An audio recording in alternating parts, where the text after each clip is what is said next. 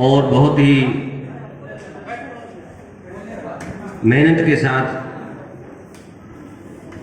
काम करने वाले बाम सेठ और बहुजन स्टूडेंट्स फेडरेशन फॉर इक्वालिटी के मेरे साथीगणों, आज का जो विषय है कि जो निजीकरण हो रहा है, उस निजीकरण के साथ साथ एक प्रकार से ब्राह्मणीकरण षड्यंत्र भी है। तो मैं इसके थोड़े से बैकग्राउंड में जाने की कोशिश करूंगा। मेरे से पहले हालांकि प्रदीप अम्बेडकर जी ने बहुत अच्छे से इस पे जिक्र कर दिया है, प्रकाश डाल दिया है, किंतु फिर भी मैं कुछ एक बातें आपको बताना चाहूँगा, शेयर करना चाहूँगा। ये है कि 1947 तक और ये जो अंग्रेज थे और फ्रांसीसी थे, डेनमार्क के लोग 10 थे, उनका शासन भारत में रहा है। उस समय जो यूरेशियन लोग थे, यूरेशियन लोगों की भी कमर टूटी हुई थी, क्योंकि यूरेशियन लोगों की इन लोगों ने एक भी न चलने दी और ये बड़ी माली हालत में अपना जीवन बसर कर रहे थे। इसलिए उन्होंने 1857 से लेके और 1947 तक सभी देशवासियों की आजादी का आंदोलन कहकर हमारे मूल निवासी बहुजन समाज के लोगों का साथ सहयोग लिया और 1947 में इन तमाम विदेशी लोगों को भारत से भगाया। उसके बाद मैं ये बताना चाहता हूं कि 1947 से पहले हमारे बहुत मूल निवासी बहुजन समाज के तमाम संतों महापुरुषों ने जी तोड़ मेहनत की और आंदोलन किए। सभी संतों महापुरुषों के आंदोलन की बदौलत बाबा साहब अम्बेडकर 1950 में ये जो आज संविधान हम देख रहे हैं, जिस संविधान की वजह से आज हम जो कुछ भी है वो बना, किंतु बात यह है कि बाबा साहब ने और अन्य महापुरुषों ने इतना तेजी से आंदोलन किया कि इनके बस की बात नहीं रही। और इनकी बस की बात जब नहीं रही तो बाबा साहब 1956 में बाबा साहब यहां से इस वर्ल्ड को, इस संसार को अलविदा कर गए और यूरेशियन लोगों ने ये पहले ही बात भांप ली थी, जान ली थी कि जो संतों महापुरुषों की बदौलत डॉक्टर अंबेडकर इस संविधान को लागू करवा के गए हैं और यदि इस संविधान को सही तरीके से लागू हो गया तो हमारा जो हजारों साल का प्रयास था, हजारों साल तक हमने इनको गुलाम बना के रखा, तो ये बहुत जल्दी आजाद हो जाएंगे, बहुत जल्दी आजादी प्राप्त कर लेंगे और हमें उस हंसिए पे धकेल देंगे जिस हंसिए का हमें अंदाजा भी नहीं है। तो साथियों, उन्होंने पहले जो लिटरेचर था, साहित्य था, उसको अपने पक्ष में लिखवाया, पूरा गुणगान करवाया और लगभग 1970 तक, 1970 तक उन्होंने अपने आप को मजबूत किया। अपने आप को मजबूत यानी कि सरकारी तंत्र से अपने आप को मजबूत किया और 1990 तक ज्यादातर यानी कि 90% जो पब्लिक सेक्टर थे, जो सरकारी संस्थाएं थी, सरकारी ही रही। उससे पहले 1947 में से लेके और 1980 तक हमारे लोग, मूल निवासी बहुजन समाज के लोग शिक्षा के प्रति इतने अवेयर नहीं थे। जब उनके पास शिक्षा आने लगी और वो शिक्षित होने लगे, गवर्नमेंट सेक्टर में जाने लगे, क्लास 2 क्लास 1 अधिकारी बनने लगे और हमारी जनसंख्या बहुत ज्यादा है। मूल निवासी बहुजन समाज की जनसंख्या आप सब जानते ही हैं कि इसके इतना बड़ा तबका है, ये इतना बड़ा तबका कि यदि 20% लोग भी, 20% विद्यार्थी भी स्टडी करेंगे तो हमारे को वो एक प्रकार से हरा सकते हैं। हमें एक प्रकार से वो किसी प्रकार से यानी कि डिफीट कर सकते हैं और हमें नाको तने चबा सकते हैं। तो इसलिए उन्होंने क्या किया, सबसे पहले 1981 में ये निजीकरण का कॉन्सेप्ट लेके आए, क्योंकि निजीकरण में वो मालिक बन जाते हैं और सरकारी संस्थाओं में वो उनको हिस्सा देना पड़ता है, और हिस्सा देने की आदत, हिस्सा देने की प्रवृत्ति यूरेशियन लोगों में कभी रही नहीं है। वो क्या करते हैं, 1981 में बहुत सारी जो सरकारी सेक्टर थे, जो सरकारी कंपनी थी, जो हजारों करोड़ का फायदा सरकार को दे रही थी, उनको भी कौड़ी के भाव बेचना शुरू कर दिया। और कौड़ी के भाव बेचने की वजह से जो हमारे मूल निवासी बहुजन समाज में जो ताकत निर्माण हो रही थी, वो ताकत कहीं ना कहीं तितर बितर होती नजर आई। इसीलिए उन्होंने इसके ऊपर परीक्षण भी किया। परीक्षण करने के साथ साथ उन्होंने इसका विश्लेषण किया। विश्लेषण करने के बाद उनको ये मालूम हुआ कि यदि हम इनको, जो सरकारी संस्थाएं हैं, उनका निजीकरण कर देते हैं, तो जो मूल निवासी बहुजन समाज के आज आंदोलन चल रहे हैं या जो पहले चले थे, उसको हम पूरी तरह से खत्म कर सकते हैं। तो उन्होंने इस तरह से निजीकरण कॉन्सेप्ट सबसे बेहतर समझा, और सबसे बेहतर समझने के बाद निजीकरण की मुहिम बड़ी तेजी से की गई। उससे उनका एक जो समस्या है जनसंख्या वाली, वो समस्या हल हो जाती है।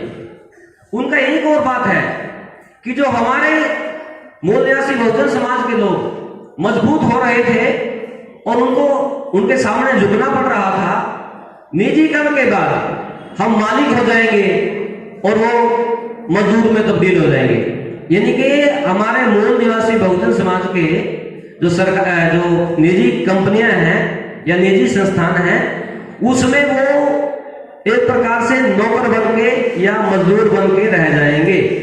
वो मजदूर, हमें ऑफिसर या रैंक में कोई भी ओहदा देना नहीं चाहते, बल्कि हमारे संपूर्ण मूल निवासी बहुजन समाज को मजदूर में तब्दील करना चाहते हैं, ताकि मजदूर एक प्रकार से एसआई होता है, और एसआई पद का फायदा उठा के वो इनके वोटों को खरीद सकता है। वोटों को खरीदने के साथ साथ उनकी जो संपत्ति है, शिक्षा है, वो भी चौपट हो जाती है।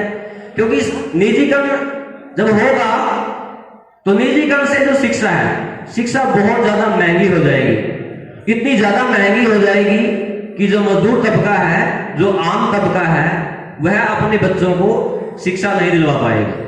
शिक्षा नहीं दिलवा पाएगा तो वो प्रचार करेंगे कि आपके, यदि हमारे संगठन उस पर आंदोलन करते हैं तो वो कहेंगे कि आपके समाज में पढ़ा लिखा व्यक्ति नहीं है। जैसे 1960 के दशक से पहले कहा करते थे कि 1960 से पहले ये कहा करते थे कि आपके समाज में पढ़े लिखे लोग नहीं हैं, तो उनको हम कहां से प्रोफेसर लगाएं, कहां से उनको हम आईपीएस आईएएस लगाएं, कहां पर उनको हम बैंक मैनेजर बनाएं, या पर कहां पर हम उनको सीएमओ लगाएं। तो आपके समाज में पढ़े लिखे लोग है ही नहीं है। वो दोबारा से इस प्रकार की नीति का निर्माण बड़ी ही सोची समझी साजिश के साथ कर रहे हैं।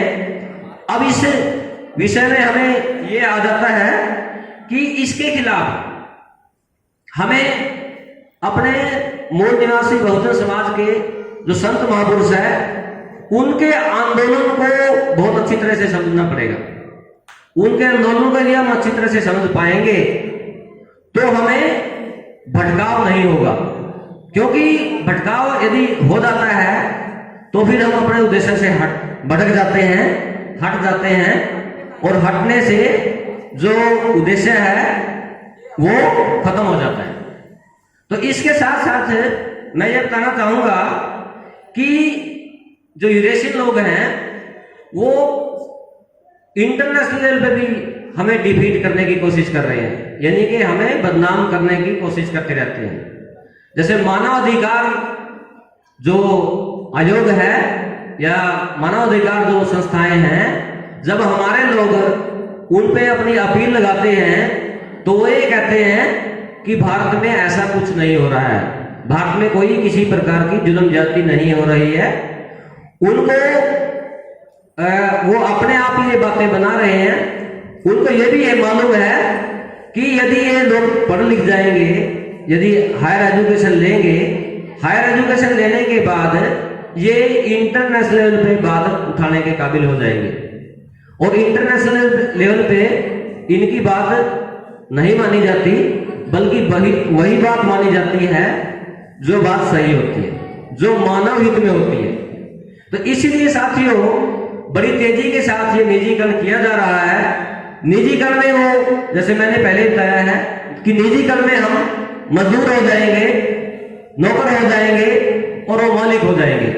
हम दूसरे शब्दों में ये भी कह सकते हैं कि पुराने समय में जो मनुस्मृति लागू थी वो इनडायरेक्टली हमें भ्रमित करके, हमें भ्रम में डाल के वो दोबारा से मनुस्मृति का राज लागू करना चाहते हैं, क्योंकि सरकारी संस्थाओं का निजीकरण करने का मतलब यही है। यदि वो सही मायने में सरकारी संस्थाओं के हित में होते तो जैसे 1991 तक वो सरकारी संस्थाओं के हित में थे, क्योंकि उनकी कमर टूटी हुई थी। उनकी कमर क्यों टूटी हुई थी? क्योंकि अंग्रेजों ने उनको निचोड़ दिया था। अंग्रेजों ने, फ्रांसीसियों ने बुरी तरह से निचोड़ दिया था। उनकी कोई भी हालत, किसी भी प्रकार की हालत अच्छी नहीं थी। उन्होंने सबसे पहले अपने आप को मजबूत किया। मजबूत करने के बाद तरह तरह के संगठन बनाए। इसके साथ साथ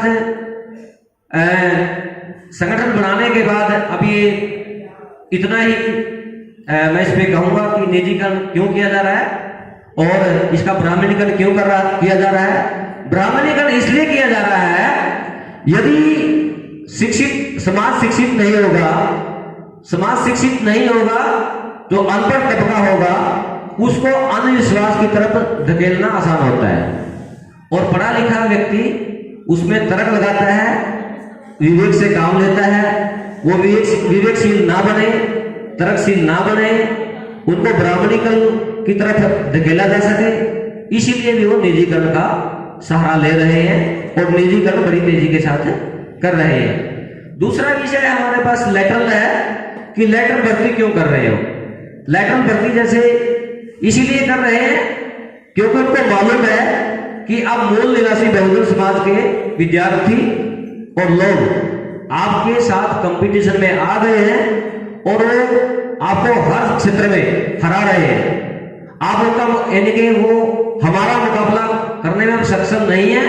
अपनी असक्षमता को छुपाने के लिए वो ऐसा कर रहे हैं, क्योंकि यदि वो सक्षम होते, एबल होते, तो ऐसा नहीं करते, क्योंकि उनको पता है कि आईपीएस या यूपीएससी में अब जितने भी मूल निवासी बहुजन समाज के जो कैंडिडेट हैं, विद्यार्थी हैं, वो उनको हरा रहे हैं।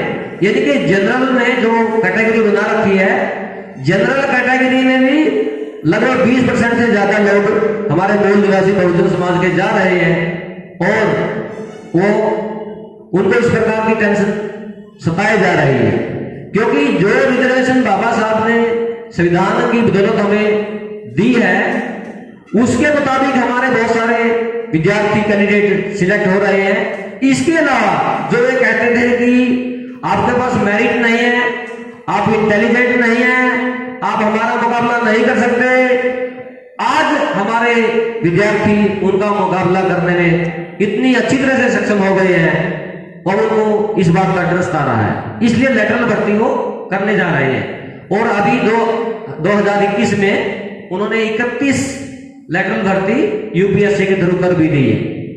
अब यूपीएससी में ज्वाइंट सेक्रेटरी का एक पद होता है। ज्वाइंट सेक्रेटरी का पद एक प्रकार से एक मंत्रालय को चलाने के लिए होता है।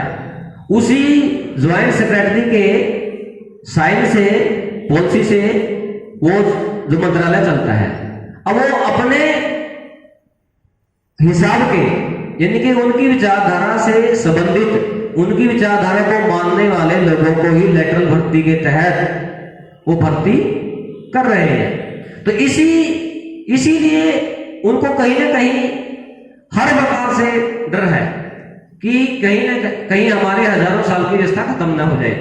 तो इसके साथ साथ जो ये संगठन बना रखे हैं उन्होंने स्टूडेंट्स के, तो स्टूडेंट्स हमारा ये जो बहुजन स्टूडेंट्स फेडरेशन फॉर इक्वालिटी है, इससे पहले यूरेशियन लोगों के कई संगठन काम कर रहे हैं और वो अपने विद्यार्थी हैं मूल निवासी बहुजन समाज के विद्यार्थियों को गुमराह करने का काम लगातार कर रहे हैं। उनको गुमराह कैसे किया जाता है? उनको अपने संगठन में शामिल कर लेते हैं। अपने संगठन में शामिल करने के बाद जो मौजूदा सामाजिक व्यवस्था है उनको इस प्रकार का कैडर देके उनका माइंड वॉश किया जाता है और मूल निवासी बहुजन समाज के जो संत महापुरुष हैं उनके प्रति उनको विमुख किया जाता है। विमुख करने का मतलब यह है उनकी जानकारी से दूर करने का वो लगातार प्रयास करते रहते हैं।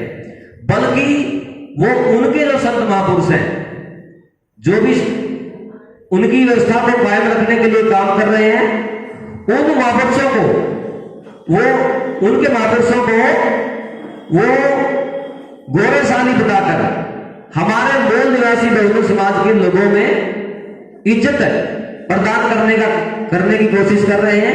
बल्कि हमारे मूल निवासी बहुजन समाज के विद्यार्थियों में उनके प्रति आदर भाव पैदा करने की कोशिश कर रहे हैं, जिससे हमारे लोग यानी कि विरोध ना कर सके और अपने मूल निवासी बहुजन समाज के संतों महापुरुषों से दूर हो सके, विमुख हो सके।